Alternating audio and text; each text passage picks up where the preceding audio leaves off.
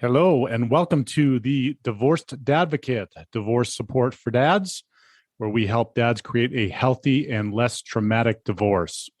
My name is Jude Sandoval, and I'm your host.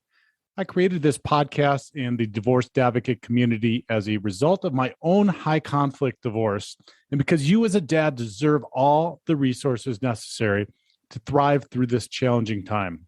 I encourage you to check out our website at thedivorcedadvocate.com, where there are resources that correspond to this episode, as well as free access to our membership community, where you will find live meetings, free workshops and courses, private discussion groups, and more.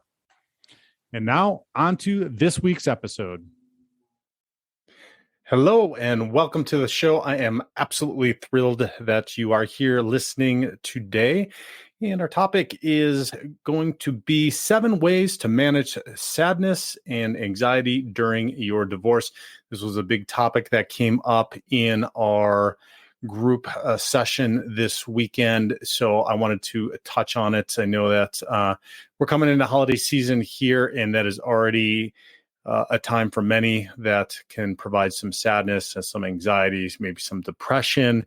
And so I wanted to talk about ways that you can manage that, particularly because it's going to potentially be enhanced even more because of what you're going through during or just after your divorce. So that's what we're going to chat about. Before we get into it, let me welcome Peter, Austin, and Tom to the Divorced Advocate community.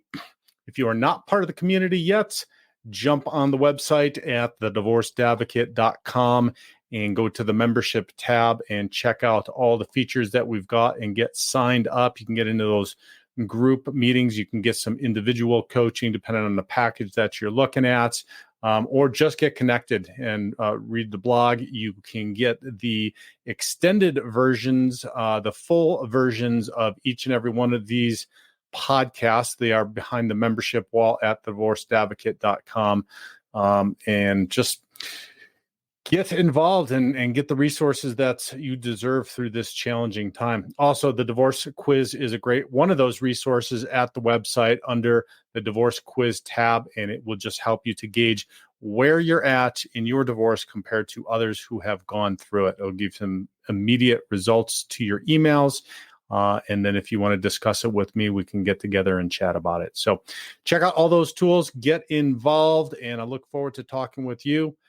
Now let's talk about 7 ways to manage sadness and anxiety during your divorce. Like I mentioned, and I'm sure I'm not telling you something, this time is chaotic. It is uncertain.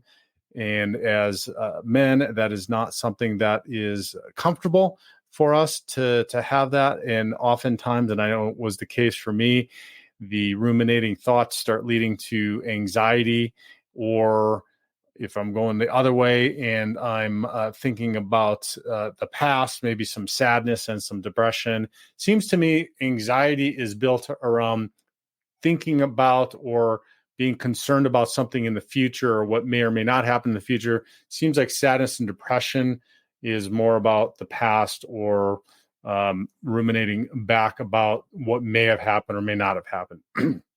Just my observation, just my personal experience. But regardless, let's talk about what you can do in order to mitigate some of that. The first one is, and you hear me say it all the time on this show, in group, if you're a part of one of the groups or in private session, engage in self-care.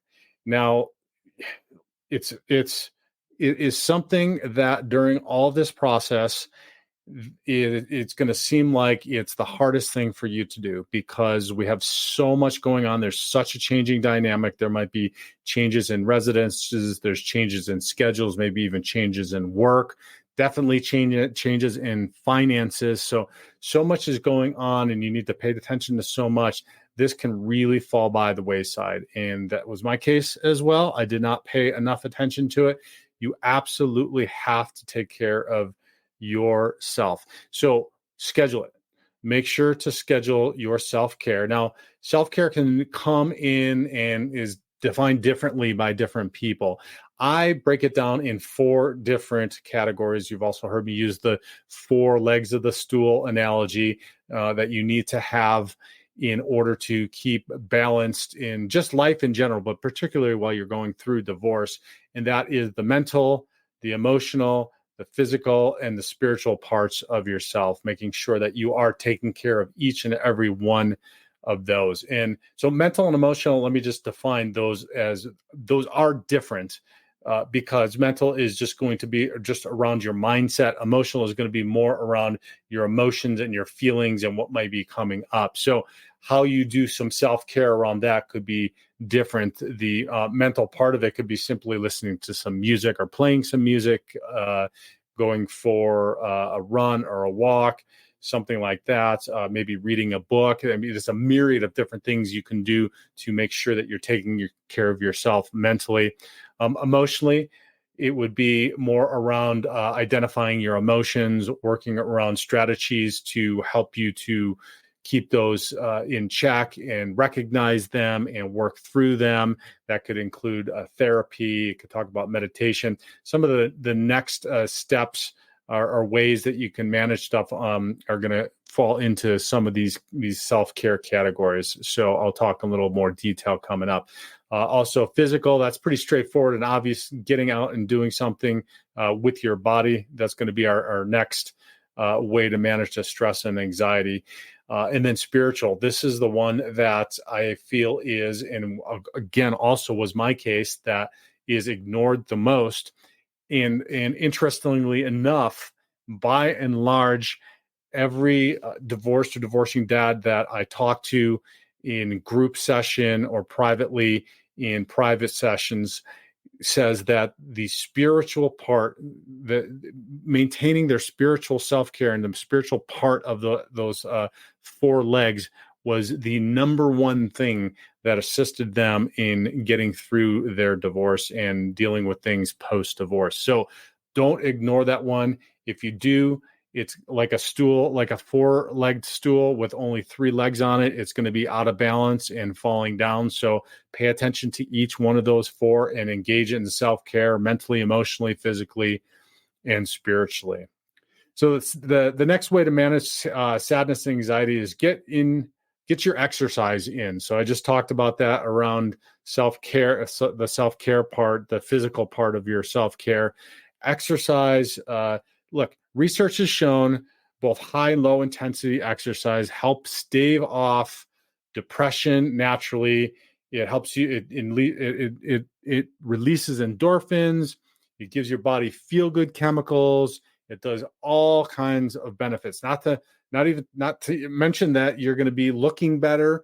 And when you're looking better, you're feeling better about yourself. So make sure that you carve out that exercise. If it's not something that you're used to, or that hasn't been something that has been your lifestyle, start small. Start simply with maybe getting up and doing jumping jacks and doing some calisthenics or doing some sit-ups and push-ups next to the bed in the morning. Set the timer for 15 minutes before you would otherwise get up and get out of bed and do some push-ups and do some sit-ups and just do some basic calisthenics and jumping jacks and stuff like that until you can make that a routine in your life, and then maybe work your way up from there. But definitely do something that is going to exercise. Cardio is another great one. I know there's a guy in our group that he just absolutely is fanatical about his cardio, because he knows that it does so much good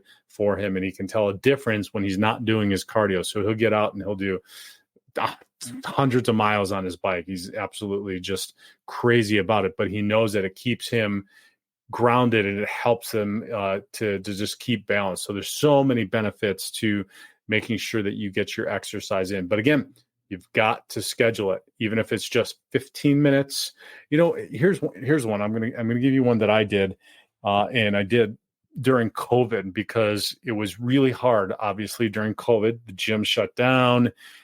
There was just no places to go and do regular kinds of workouts. Nobody was getting together to do any kind of working out or anything, and anything. So what I did is I bought DVD videos the T25, which is a type of workout, and put them in my DVD player. It took 25 minutes a day, all through COVID, 6 days a week, did 25-minute workouts. And it was high intensity. It was hard for 25 minutes. And that was it. And I was done. I got up at 5:30 every morning and did it for 25 minutes. And that was it. And I'll tell you what, in the last 2 decades, I have not been in better condition than when I did just simple 25-minute workouts through COVID. So you would have thought it would be the opposite. It wasn't, just because I absolutely carved out that time through COVID, 25 minutes, 6 days a week to do it. So schedule it, find a time. It doesn't have to be a massive amount of time. You don't have to go to the gym for hours on end. You don't have to hire a trainer. You don't have to buy expensive equipment or bikes or anything else. You can find it as in something as simple as an eBay DVD collection that you can put in your DVD player. If you don't have a DVD player, there's a bunch of them for sale at the local thrift store for $10. So you're out maybe $20 and 25 minutes a day. That's all it would take. So there's no excuse for it. And not that you're making excuses, but just make the commitment to scheduling it and the commitment to doing it. I promise you, if there's one thing out of all the stuff I'm going to tell you today, do that. It has a myriad of rippling effect with mental, emotional as well. So if you're going to do one thing out of this list of 7 today, that is the one I would suggest making sure that you start to do for sure. Okay, number 3 in the 7 ways to manage sadness and anxiety is start a gratitude practice and do some volunteering. So, look, when you feel like your whole life is being upended, focusing on the blessings can help you more than you can ever even imagine. So a few ways you can do this. So the one way that I have found that has been successful for me, actually there's 2 ways.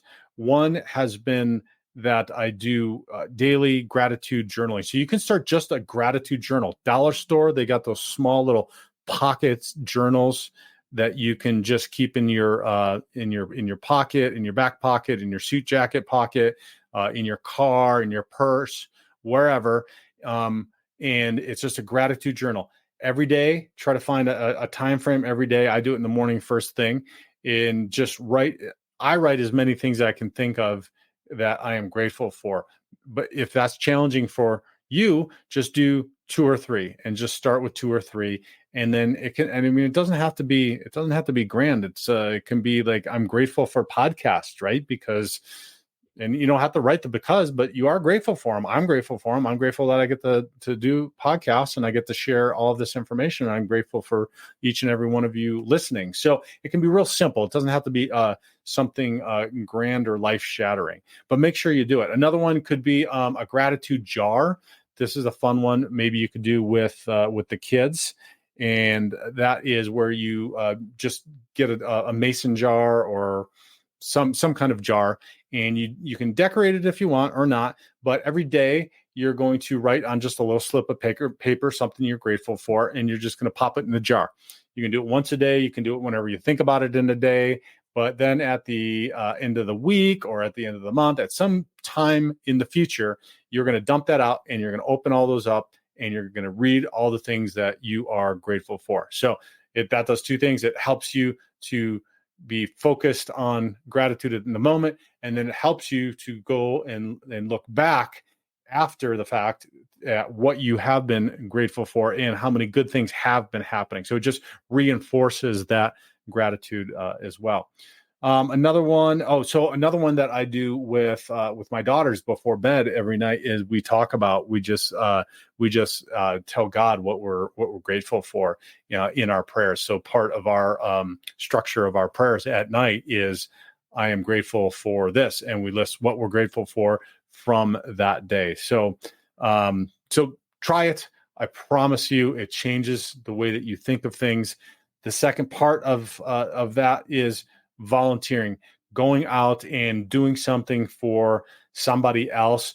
it helps to keep you from thinking about and ruminating about what's going on in your life if you are with somebody and helping somebody else uh, in whatever they might be going through. And so whatever you might be interested in, or maybe it's not with people, maybe it's with animals, maybe it's something else, cleaning up parks or cleaning up trails or something like that. But again, the opportunity to be able to be of service to somebody else, particularly when you're going through a challenging time.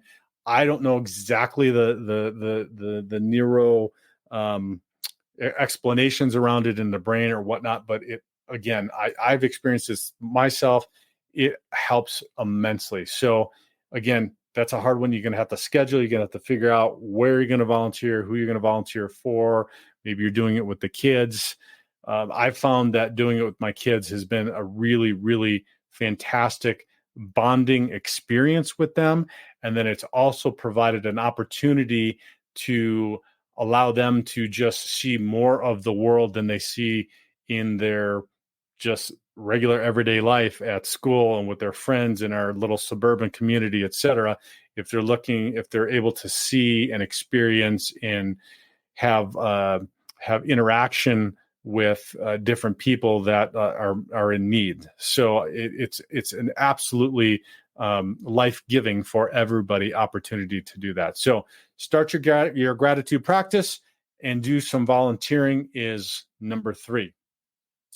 Number 4, work on your inner self. Now, I mentioned this in number 1 about engaging in your self-care. Let's talk a little bit more about that in detail. Mentally, meditation is something that a practice that I started decades ago, and it is and probably before it was popularized, but now there are so many studies that show, and there's one from researchers at Johns Hopkins University that shows that regular meditation breaks can lessen psychological symptoms of depression, anxiety, and pain related to stress. So, hey, we're going through one of the most stressful experiences you're ever going to go through in life. And so trying to learn and implement a meditation practice. And so when I say meditation comes in many different forms. Okay. Some people think that meditation is just the sitting there cross-legged with your thumb and your middle finger together, chanting Om, Om. Other people think it's trying to clear your mind of all of your thoughts, which is absolutely impossible to do. So if that's kind of the connotation you have around it, that's not, I mean, that can be meditation, but that is not the only meditation that is out there. Meditation can be as simple as going for a walk and a hike. There's stuff called walking meditations, where you're walking, and maybe you're walking and you have a mantra or a saying that you're telling yourself. It can be that. It could be meditation. Could be a hike into the mountains. So there's many different ways that you can do meditation. If you don't want to do any one of those active ones, and that's just for people that might want to explore those ones, there's some really great apps that you can download. One's called Headspace. There's another one called Insight Timer. There's another one called Breathe. There's another one called Calm. All of them are based around meditation, but they just have different variations of how that meditation is performed. So take a look at some of them, see which ones speak to you, which ones you like. If you want to get more involved in it, go find a group that might work on meditation and learn to do it in person.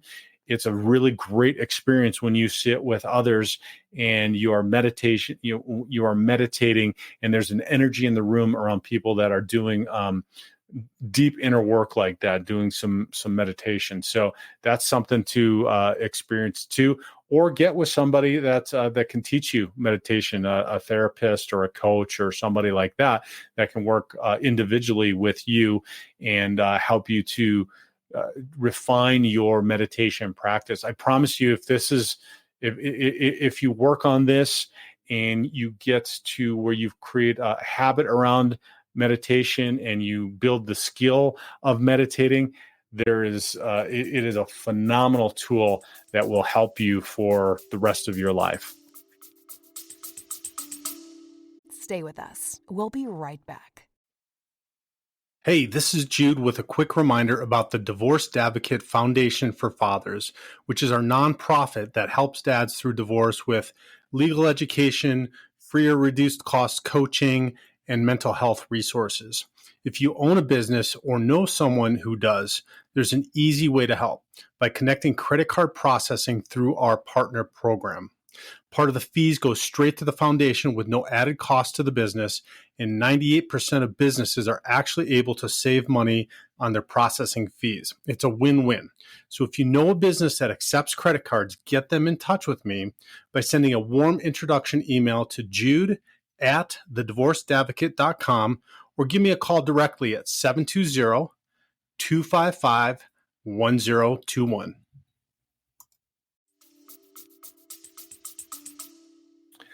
Okay, number 5 is connect with family and friends and do not self-isolate.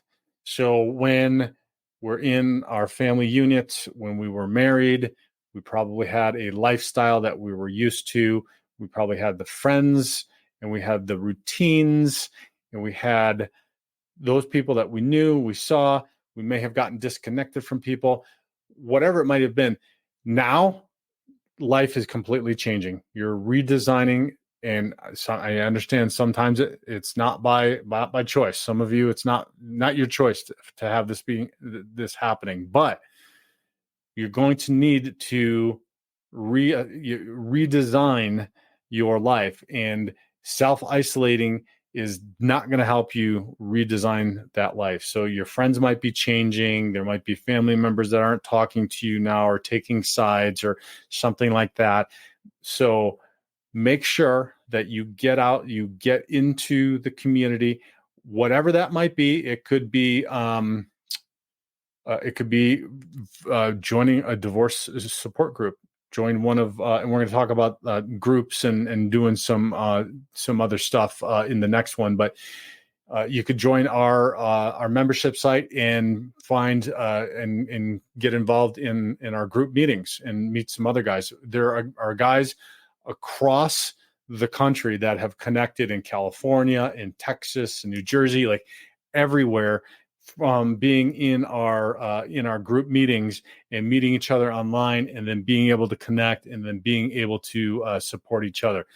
My goal eventually, sometime, some year, would be to have different chapters across the country in every major city, Divorced Advocate chapters where all the dads, like we do here in the Denver metro area, get together and we do different events, and we spend some holidays together. If you're alone on the holiday, or you're with family and it's the first time you're doing, or you're with your kids and it's the first time you're doing one of the holidays alone, and we just do it together. So that's the ultimate goal I would love to see for the Divorced Advocate community in the future. And on that note, if you're somebody that's listening to this and is interested in trying to develop that community in whatever area that you live in, and I'm not just talking in the United States either, because I know there's a ton of you that listen that are outside of the United States, somewhere else in the world. But if you're interested in doing something like that, connect with me and let's figure out how we can do it. I've got a format, how it's been successful here in the Denver metro area where I am, and we can talk about how you might be able to do that. That's something that would be basically what we just talked about with volunteering. You can volunteer to start to create that structure and that community in the city that you live in, so that you can support more divorced dads. That's happened here. We've got guys that have been showing up since the start in 3 years, and they keep showing up and they keep showing up. Guys come in, they get divorced, they leave. I talk to them after a while. Some come back and visit and help to give updates and positive updates to let everybody know that life will get better post-divorce. So it's been great to watch. But the community's here, so the dads always know, and there's dads that have been in here that might not be back into or actively involved in the community that hear about somebody or know somebody that's going through that, refer them here. So it just has kept building on itself. So do something like that, but get connected with family and friends.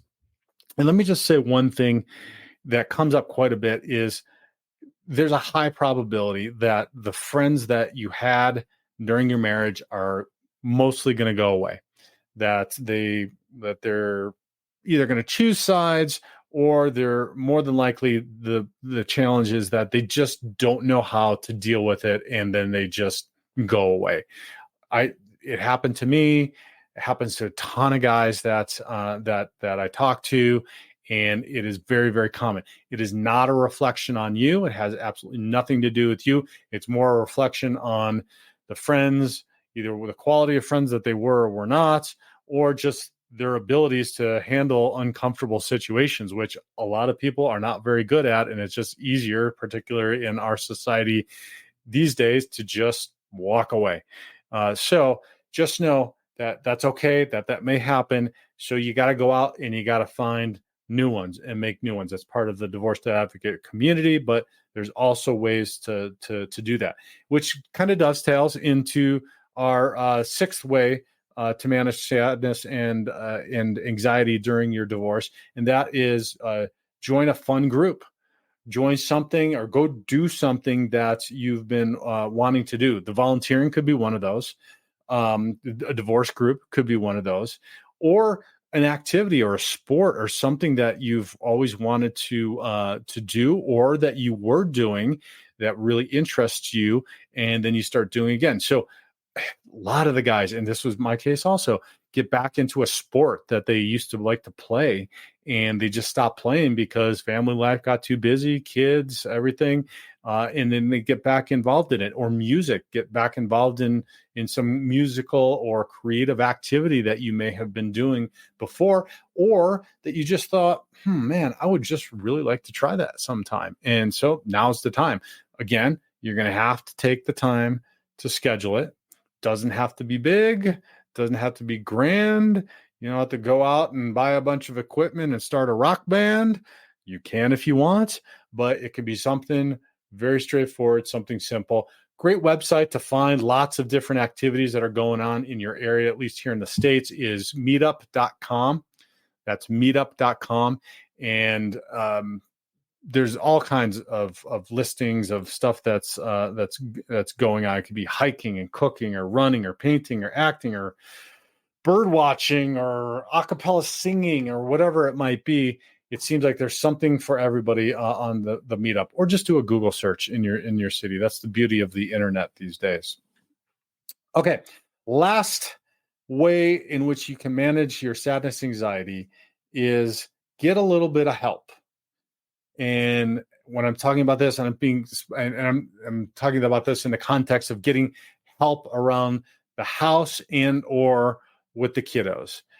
Granted, this is going to be based upon your disposable income and your ability to afford something like this. But if you can find somebody to help, especially during this time, it's a transition time. Help through transition is help anytime is absolutely okay. Help during transition it can be absolutely critical.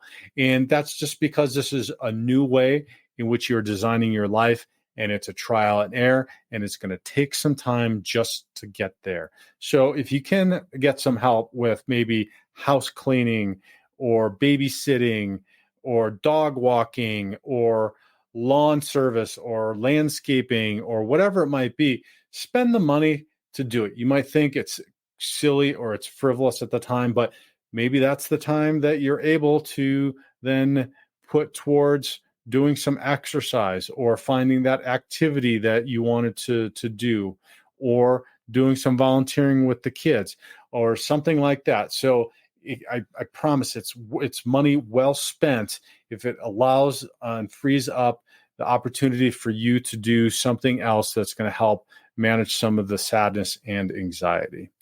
All right, those are our 7 ways to manage sadness, anxiety during your divorce. I hope that you found some value in those. If you did, please share this episode far and wide on social media. Give us a star rating. Even better, pause right now and leave us a comment. I haven't had or seen a comment on a podcast platform in a very long time. This helps so much in growing our audience because people look at the reviews, and if there's a recent review that says, yes, I liked it, it helped me, that's going to incline them to tune in to at least one episode. And if you're listening, I know that you're going to listen to another episode, and that's just going to help more and more dads during this difficult and challenging time. So thank you for listening. I sincerely appreciate it. Please stay strong, and God bless.